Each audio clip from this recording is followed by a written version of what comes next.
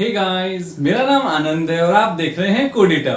आज की इस वीडियो में स्टूडेंट का एक बहुत ही यूजुअल क्वेश्चन जो पूछते हैं स्टूडेंट, उसके बारे में हम डिस्कस करने वाले हैं। और वो क्वेश्चन है कि sir which programming language should be learn first, यानी कि कौन से प्रोग्रामिंग लैंग्वेज पढ़ के हम अपने प्रोग्रामिंग कैरियर की शुरुआत करें। देखिए, ये बहुत ही अच्छा क्वेश्चन है और यूजुअली इसके मैंने भी वीडियोस देखे हैं, यूट्यूब पे अवेलेबल है, लेकिन पता नहीं लोग शायद हवा में बातें करना ज्यादा पसंद करते हैं, ग्राउंड पे बातें नहीं करते हैं।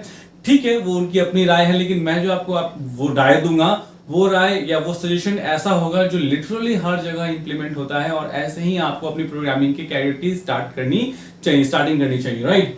Now which programming language should be learn first. ध्यान दीजिए, देखिए आपने 10+2 कंप्लीट किया, उसके बाद आप बीटेक की तरफ बढ़े या बीसीए की तरफ बढ़े, यही होता है ना। आपने 10+2 जब कंप्लीट कर लिया तो फिर आप या बीसीए तो बीटेक की तरफ जाएंगे। तो क्या आप वही लैंग्वेज नहीं पढ़ना पसंद करेंगे जो आपके इस करिकुलम में आए? ऑब्वियसली अगर आप वो लैंग्वेज पढ़ेंगे, यानी 10+2 और बीटेक के एडमिशन के बीच में जो गैप होता है, गैप पीरियड में अगर आप इन प्रोग्रामिंग लैंग्वेजेस को पढ़ेंगे तो ऑब्वियसली उनको पढ़ना चाहेंगे जो बीसीए या बीटेक में आपकी मदद करें। यानी जब आप बीसीए और बीटेक में पढ़ने जाए वो आपके कोर्स का हिस्सा हो, न कि आपको कोई ऐसा कोर्स मतलब पढ़ा दिया जाए प्रोग्रामिंग की आपको शुरू से ही इतना प्रोग्रामिंग टफ लगने लगे कि आप उसको शुरू में ही छोड़ दीजिए। नहीं, ऐसा नहीं कीजिएगा, ठीक है। मैं जो आपको बताने जा रहा हूं उसको बिल्कुल मैं अनबायस्ड हूं और मैंने जिस तरीके से पढ़ाई की है वो सबसे बेस्ट वे मुझे आज तक लगा है कि दैट मस्ट बी अडॉप्टेड। अगर आप जो है वो प्रोग्रामिंग फील्ड में जाना चाहते हो, बीसी बीटेक में प्रोग्रामिंग करना चाहते हो, वो आप डेफिनेटली उस चीज को अपनाओगे तो ज्यादा बेटरमेंट रहेगा। नाउ सबसे पहला जो मैं चाहता हूं, मतलब मेरे अकॉर्डिंग मैं चाहता हूं नहीं, मतलब what ever my feeling is, जो मैं फील करता हूं कि सबसे पहले आपको जो स्टार्टिंग करनी चाहिए वो सी प्रोग्रामिंग लैंग्वेज से अपने प्रोग्रामिंग कैरियर की शुरुआत करनी चाहिए। क्योंकि चाहे आप बीसी में एडमिशन लेंगे चाहे आप बीटेक में लेंगे, जो सबसे पहला प्रोग्रामिंग लैंग्वेज आपको मिलेगा सीखने को वो मिलेगा सी प्रोग्रामिंग। तो अगर आप शुरू से ही सी प्रोग्रामिंग करके चले जाएंगे, जो गैप पीरियड होता है शुरू से ही सी प्रोग्रामिंग पढ़ेंगे तो आपको आपके एकेडमिक्स में भी कितनी मदद मिलेगी आप समझ सकते हैं। एंड सिंस ये जो है बेसिकली एक ऐसा प्रोग्रामिंग लैंग्वेज है जो बहुत ही कैपेबल प्रोग्रामिंग लैंग्वेज है।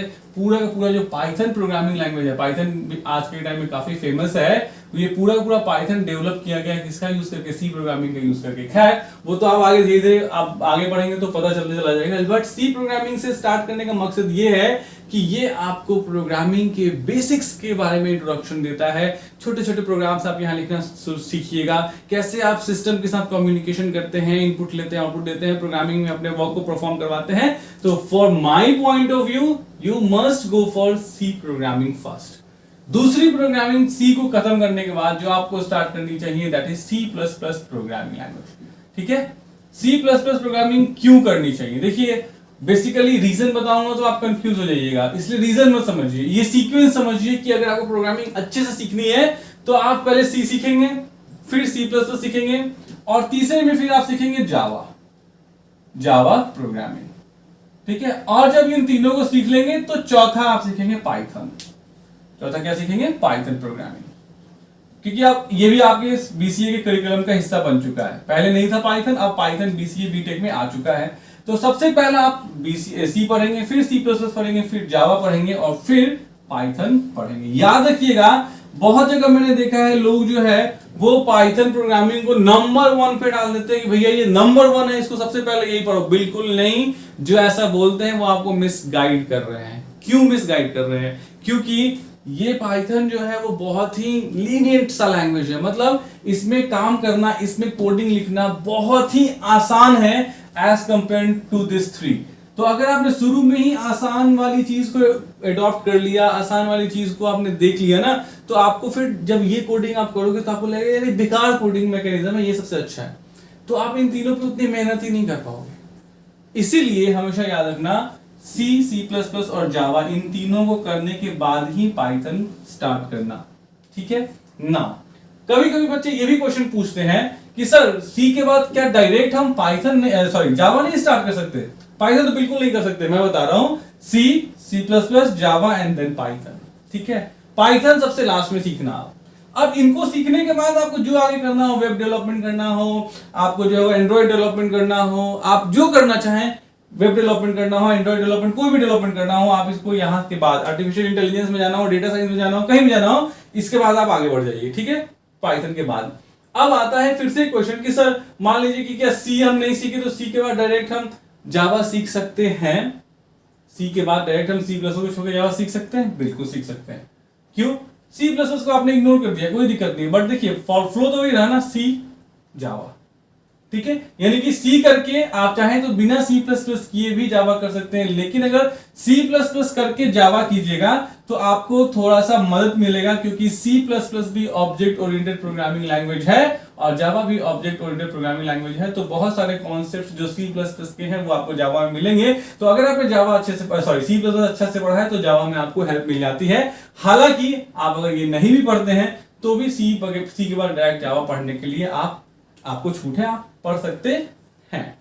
नाउ फिर क्वेश्चन पूछते हैं कि सर मैं सी नहीं पढ़ता, मैं सीधे सी प्लस प्लस और जावा पढ़ता हूं और फिर पाइथन पढ़ लेता हूं, क्या पढ़ सकते हैं? पढ़ सकते हैं, ठीक है, बट फिर से वही बात है, you must follow this sequence.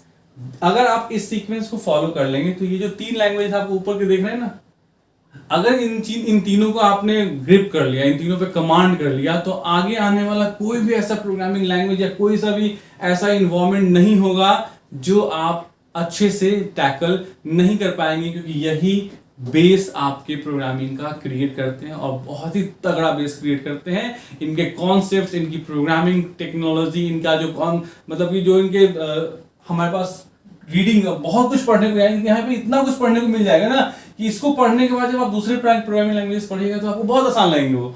क्यों? क्योंकि ये सब प्रोग्रामिंग ही है, बस कुछ चीजों को मतलब कोई काम यहाँ पे अलग तरीके से लिखा जाता है, उसी काम को यहाँ अलग तरीके से, उसी काम को उसको यहाँ पे अलग तरीके से, उसी काम को यहाँ पे अलग तरीके से। तो एक बार अगर इन तीनों को आपने मास्टर कर लिया, उसके बाद इस चौथे को कीजिए और इसके बाद किसी भी डेवलपमेंट में, चाहे आप वेब डेवलपमेंट में जाना चाहें, आप चाहे एंड्रॉइड डेवलपमेंट में जाना चाहें या किसी भी तरह की फील्ड में जाना चाहें, आप बहुत आसानी से मूव कर सकते हैं। You must follow this sequence, this is my suggestion and मेरे को यकीन है कि 90% ऑफ द टीचर्स इसी को सजेस्ट करेंगे। तो आई होप आपको मेरी ये सजेशंस अच्छी लगी होंगी, आपको चीजें समझ में आई होंगी। अगर आई है तो प्लीज लाइक, सब्सक्राइब और शेयर कीजिएगा। Thanks for watching the video.